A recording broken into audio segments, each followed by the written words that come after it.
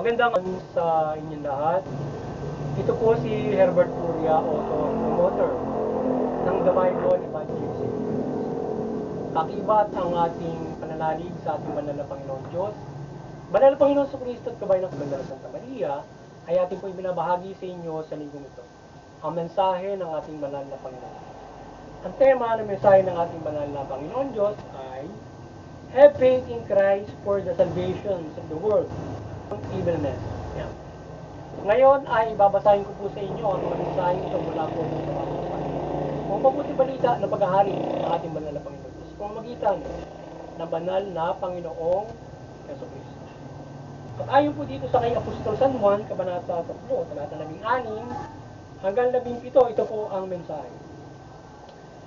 Gayon na lamang ang pag-ibig ng Diyos sa sanlibutan, kaya ibinigay niya ang kanyang bugtong na anak upang mampalataya sa kanya ay hindi mapahamak kundi magkaroon ng buhay na walang hanggan, sapagkat isinubo ng Diyos ang kanyang anak hindi upang hatulang maparusahan ang sanlibutan upang iligtas ito sa pamamagitan niya.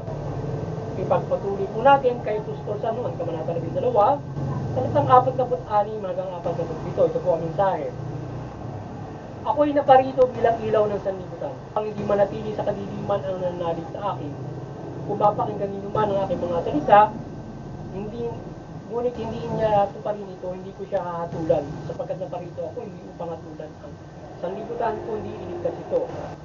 Ipagpatuloy po natin sa mga taga-Kolosas, Kabanata 1, talata 13 hanggang 15. Ito po ang mensahe. Iniligtas niya tayo sa kapangyarihan ng kadiliman at inilipat sa kaharian ng kanyang minamahal na anak.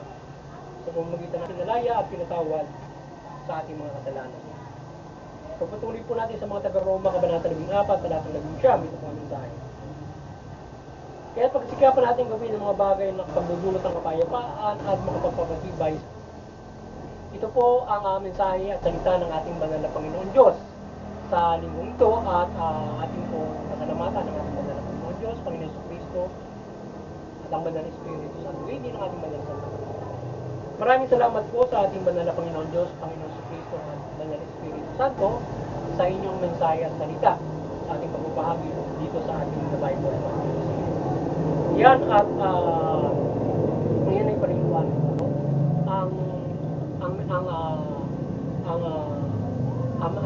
ang mensahe ito ng ating banal na Panginoon sa tema na Have faith in Christ for the salvation of the world from evilness. Nais babalita ang banal na Panginoon Diyos na tayo ay manampalataya sa kanyang bugtong na anak sa pagliligtas na ginawa niya sa sangkatauhan. Ating panampalatayahan ang sakripisyong ito na ginawa ng Panginoon Diyos at ng banal na Panginoon para tayo ay mabigyan ng pagkakataon at maligtas tayo sa kamay ng dyablo o sa kapangyarihan ng dyablo o sa kadiliman. At tayo ay mamuhay sa kaliwanagan o mamuhay tayo sa ilalim ng kanyang pag-aari mula sa kanyang anak. At tayo ay mamuhay na matuwid, mabuti under His kingdom o sa loob ng kanyang kapamahalaan na nais hanggang sa lubos na buhay na walang hanggan ito. Yan ang nais ng ating banal na Panginoon Diyos na ipabatid sa atin na tayo ay manampalataya sa kanyang bugtong na anak para sa kaligtasan ito na ipinagkaloob na sa atin. Sapagkat sinugo niya ang anak para tayo ay maligtas sa mga pagkakasala na dulot ng kapangyarihan ng demonyo na luminlang sa ating luminlang sa unang nilikang mga tao hanggang sa ating na patuloy na nililinlang ng diablo ang lahat upang siya sa kanya manampalataya yung mga tao at ito ay hindi manampalataya sa ating banal na Panginoon Diyos o makagawa ng kasala o mamuhay ayon sa hindi mabuti pamumuhay o hindi ayon sa kalooban ng ating banal na Panginoon Diyos. Kaya tayo ay pailalim sa pagliligtas na ito ng ating banal na Panginoon Diyos sa kapangyarihan ng demonyo na nakakasala tayo. Sapagkat kung tayo ay nakakasala, tayo nagpapailalim sa kapangyarihan ng demonyo.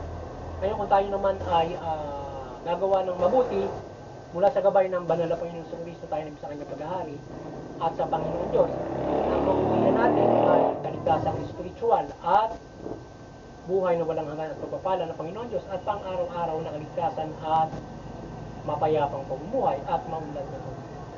Ngayon ay nagkakaroon tayo ng kapighatian sa rin iba't ibang mga problema sa buhay dahil doon sa tayo ay walang hindi tayo nagpapailalim sa gabay ng Panginoon. Hindi tayo naniniwala sa Panginoon Diyos, hindi tayo naniniwala sa pagliligtas nito mula sa kamay ng Panginoon. Makikita natin ito mula sa simpleng bagay na ikaw ay ino-oppress, inaapi. Paano ka sa na-oppress at naapi? Diba? O malig ka sa isang demonyong gumugulo sa pamumuhay mo. Hindi ba kung ikaw ay iniligtas ng Diyos para mula sa demonyo na inuudyo ka ng isang tao upang gawa ka ng masama. So ngayon, nililigtas ka ng Diyos sa pamamagitan ng yung mga tao, ang bawat isa ay yung inuudyo ka ng demonyo ay gagawin, kanyang ililigtas ko na maging mabuti. Iligtas niya rin ito mga binibiktima dito mga tao nagpapailalim sa kasamaan. So ngayon ay parehong maliligtas kung mananampalataya sila parehas sa banal na Panginoon. Parehas na maliligtas sa pamumuhay hanggang sa mula sa maliit na pagkakasala hanggang sa malaking pagkakasala kagaya ng digmaan. Mula sa iba't ibang pagkakasala.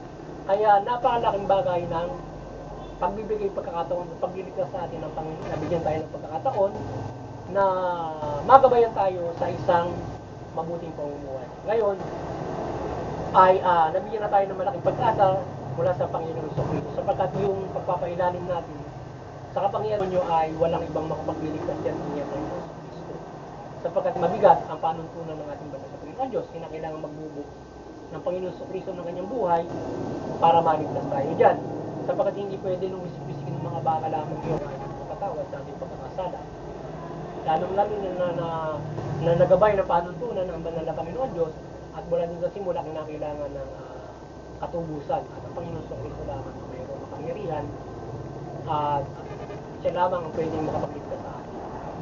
Ngayon ay yung kinakailangan natin na manampalataya sa Kanya at mapawi natin yung panlililang ng demonyo para tayo ay magkasala at ating alabagin yung kautusan ng Panginoon. Sapagkat kung tayo ay patuloy na magkakasala, ay tayo ay nauwi sa hindi magandang pamumuhay kagaya ng digmaan. So ngayon ay ang digmaan sa mundo ay kabilat kanan, mayroong internal conflict.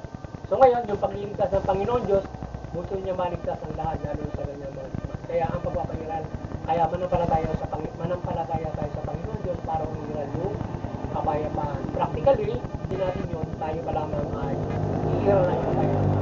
Akibat ang kapangyarihan ng ating banal na Panginoon Diyos na tayo ay ginagabayan niya sa iba't ibang pamamaraan para yung tayo ay umiral yung kapayapaan. At yung mga demonyo ay hindi makapanaig sa atin.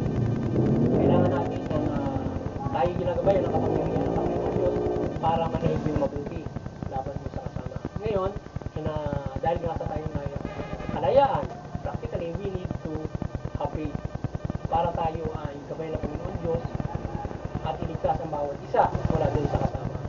Ngayon, kung tayo mananampalataya, iligtas niya tayo doon sa mga mangit o sa diablo. Ngayon, yung mga taong hindi mananampalataya at ayaw maligtas, tayo ay bibigyan kaligtasan ng banal na Panginoon Diyos doon sa ganung klase ng mga nagkakamali.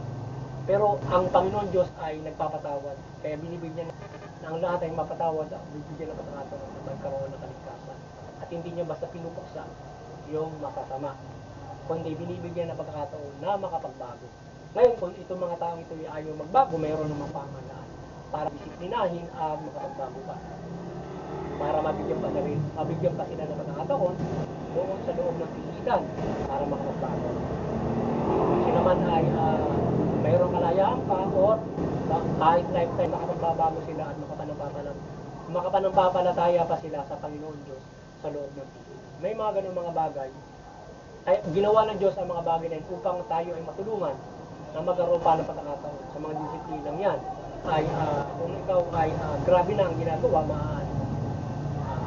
mapahama ka ng hindi maganda dahil sa bigat ng pagkakasala na ginagawa ng isang tao. Yun, kaya muli ay tayo ay magpailalim sa ating banal na Panginoon upang mamuhay tayo sa kanyang walagan. Mamuhay tayo sa mabuting pamumuhay o matuwid na pamumuhay. At tayo ay umalis na doon sa pangyarihan ng diablo o sa kaliliman. Tawag na makasalanang pamumuhay. So tayo ay, para maiwasan natin yung pagkakasala, kailangan natin ay pananampalataya sa Panginoon Diyos, Panginoon. So, sundin natin yung kanyang kalooban para makaiwas tayo sa pananampalataya. At ang mabuting balita ay ginagabayan tayo para tayo ay magkaroon ng katatagan, para tayo magkaroon ng mahusay na pag-ugali upang maiwasan natin ang paggawa ng kasamaan. Masunod natin kung ano ba ang mabuting pamumuhay para tayo ay hindi magkasala. So, ginagabayan tayo ng Panginoon Diyos diyan sa mabuting balita. Yan ang gabay sa atin para tayo ay magkaroon ng kaligtasan spiritual. So, kaya nanampalataya tayo sa salvation na ginagawa ng Panginoon Kristo para tayo maligtas sa pang-araw-araw natin.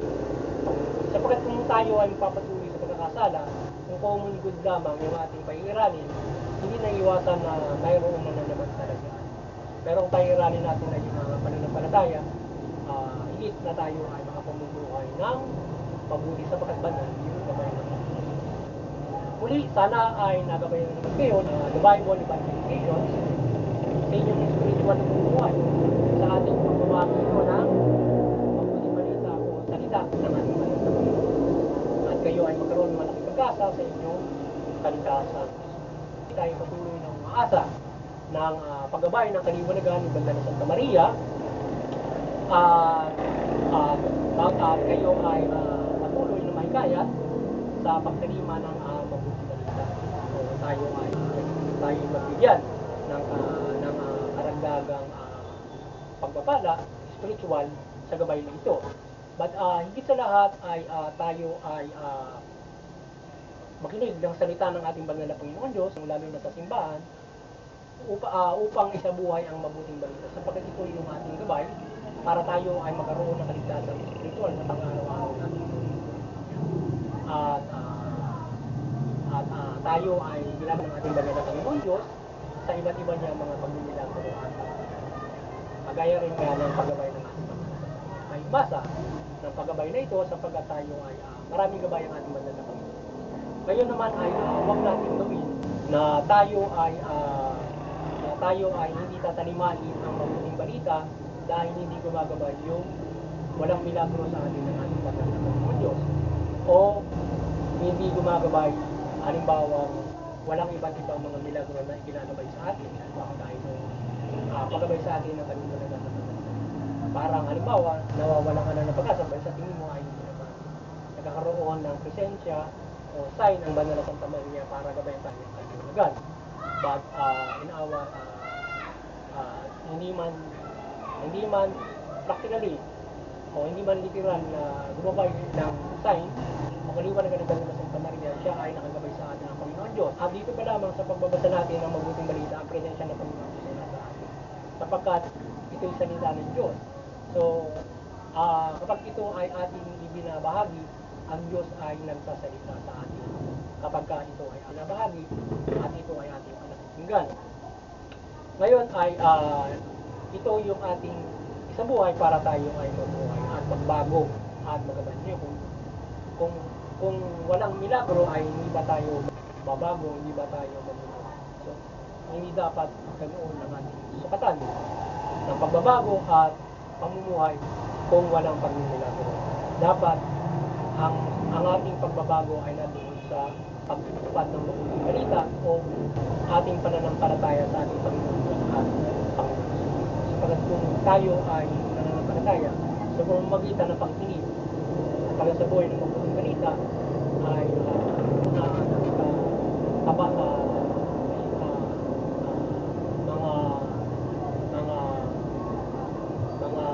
mga pagtutuwid ang ating